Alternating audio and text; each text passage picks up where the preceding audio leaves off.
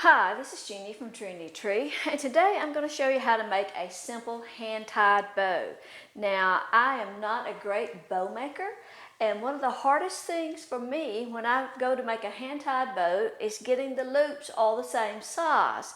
So we are seeing, of course, a lot of people are wanting red bows, to go on their house, doors, mailboxes, trees, and that sort of thing. So we have some really pretty outdoor velvet ribbon that's 2.5 inches, and of course it's wired, and I was just going to show you how I make just a 4-loop bow.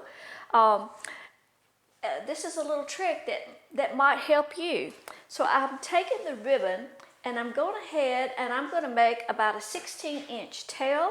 So I'm going to take the back side of the ribbon, I'm going to measure 16 inches, and I'm just going to put a mark with my chalk. So that will be 16 inches for a tail. And then I'm making a 6-inch loop, so it'll take 12 inches of ribbon. So then I'm just going to come back and measure 12 inches. That will be one loop.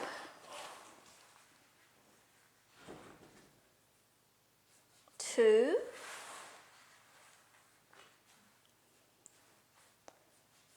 3, 4, and then I need another 16-inch tail. So I'm going to go ahead and cut my ribbon. Okay, now I'm ready. I can start. I'm going to have a 16-inch tail, so I'm going to look at my marking. That's my 16-inch marking, so I'm going to pinch that up, and then there's my 12-inch marking. I'm going to make a loop. I'm going to bring that and hold it between my thumb and my forefinger, pinch that up. So that's my first 6-inch loop. I'm going to come down and get my next 12-inch mark and bring it up, pinch that together. So that's my second 6-inch loop. Now I'm going to make another loop from the top, find my mark, just bring it in, pinch it in.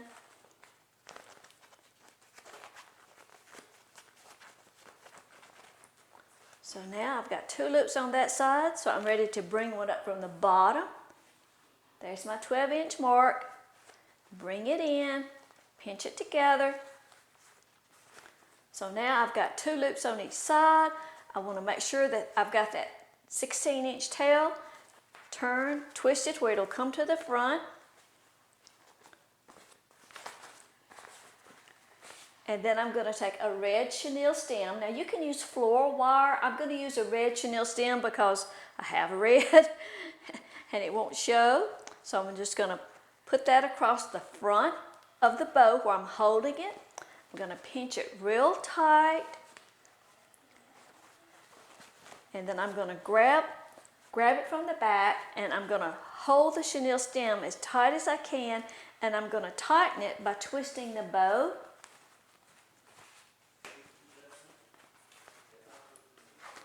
And then I'm ready to fluff my ribbon. I've got my chenille stem to use to attach to my mailbox or wherever I'm going to use it. And then I'm just going to fluff out the bow.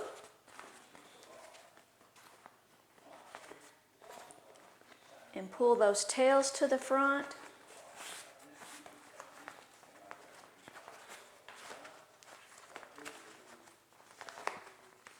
Just kind of shape your bow, get it the way that you want it. Once you get your bow shaped, you can finish off your tails. You can just cut them at an angle if you want to, or you can do a dovetail cut. So I'm just going to put the 2 pieces of ribbon together. I'm going to fold it lengthwise. And those are not the scissors I want to cut with. Hang on. Those are my fabric scissors. These are my ribbon scissors. Just cut across that. Then you've got a dovetail cut, both ends.